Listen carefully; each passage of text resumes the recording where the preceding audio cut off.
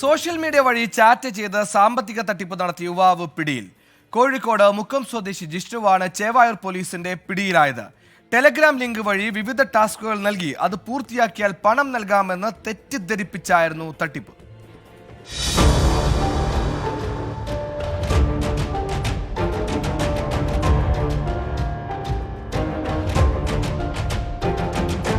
₹29 ലക്ഷം രൂപയുടെ ഓൺലൈൻ തട്ടിപ്പിനിരയായ യുവതി നൽകിയ പരാതിയിലെ അന്വേഷണമാണ് കോഴിക്കോട് മുക്കം സ്വദേശി ജിഷ്ണുവിലേക്ക് എത്തിച്ചത്. സോഷ്യൽ മീഡിയ കേന്ദ്രീകരിച്ചായിരുന്നു 19-കാരന്റെ തട്ടിപ്പ്. ഇൻസ്റ്റഗ്രാം, ടെലിഗ്രാം എന്നിവയിൽ വരുന്ന ലിങ്കുകളിലൂടെ ചാറ്റ് ചെയ്ത് വിവിധ ടാസ്കുകൾ നൽകുകയാണ് ആദ്യപടി. ഇതിനായി ആദ്യം പണം ആവശ്യപ്പെടും. ടാസ്ക് പൂർത്തിയാക്കിയാൽ കൂടുതൽ പണം തിരികെ നൽകും.